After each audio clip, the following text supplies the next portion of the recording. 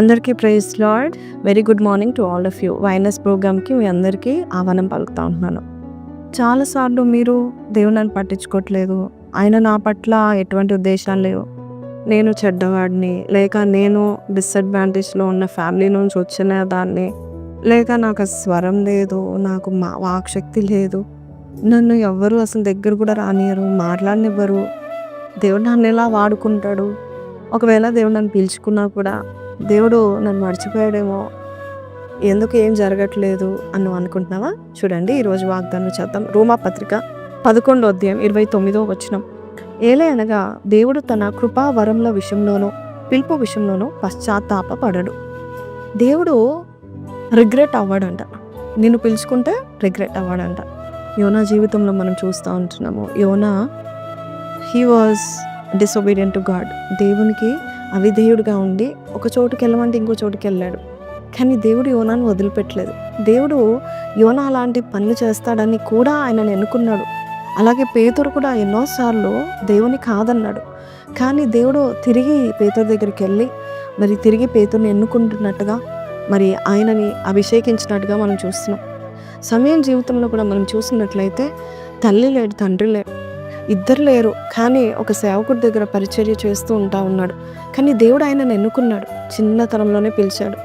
దాదాపు 3 సార్లు పిలుస్తాడు యేసయ్య. పిలిచి సమయలు అని పిలుస్తూ ఉంటాడు. కానీ సమయలు చిన్నవాడు అవ్వడం వల్ల దేవుడు స్వరము తెలియక మరి ఏలి పిలిచాడేమో అని యాజకుడి దగ్గరికి వెళ్తాడు. కానీ నువ్వు ఇటు పిలుస్తా అటు వెళ్తున్నావు అనేసి మరి దేవుడు సమయాన్ని గద్దించలేదు, లేక సమయాన్ని విడిచిపెట్టలేదు. God is a very patient God, very persistent God.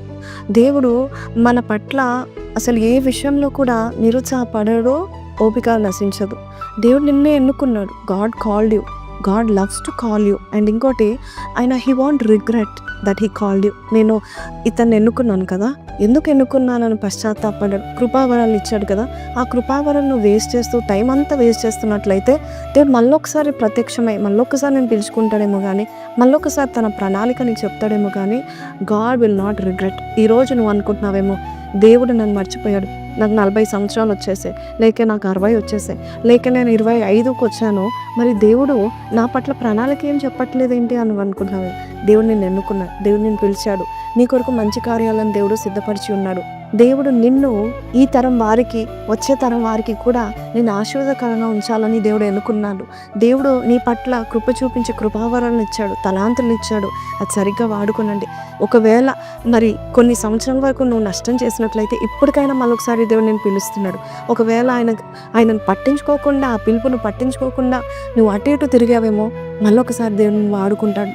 మళ్ళొకసారి దేవుడు నిన్ను వాడుకోవడానికి ఇష్టపడుతున్నాడు. He's calling you with love. నేను ప్రేమతో పిలుస్తూ ఉంటున్నాడు. నువ్వు అటు ఇటు తిరిగావా, జాబ్స్ అనుకుంటే వెళ్ళావా, పెళ్ళాం అనుకుంటే తిరుగుతున్నావా, లేక గర్ల్ ఫ్రెండ్ బాయ్ ఫ్రెండ్ అనుకుంటే తిరుగుతున్నావా, but God loves you. He's calling you again. నీకు ఒక మంచి పర్పస్ని ఇచ్చాడు. సో దేవుడు నీకు ఆ పర్పస్ని ఇచ్చి దేవుడు ఉన్నతమైన వ్యక్తిగా దేవుడు చేయవచ్చున్నాడు. 1 సమూయేలు 3:19 మనం చూసినట్లయితే సమూయేలుని పిలిచిన దేవుడు సమూయేలు మాటకు ఎంత శక్తిని ఇచ్చాడంటే, ఆయన ఏ మాట చెప్పినా ఏ మాట తప్పిపోలేదంట. అంత గొప్ప శక్తినిచ్చి సమూయేలుని యాజకుడిగా, ఒక న్యాయాధికర్తగా, అలాగే ఒక ప్రాఫిట్గా దేవుడు వాడుకున్నాడు. నిన్ను కూడా అలాగ వాడుకోవడానికి, జనములు అందరూ కూడా నీ వైపు చూడడానికి దేవుడు ఒక బలమైన అభిషేకం నీ మీద ఉంచాడు. అంతేకాదు, ఒక బలమైన కాలింగ్తో మళ్ళొకసారి పిలుస్తున్నాడు.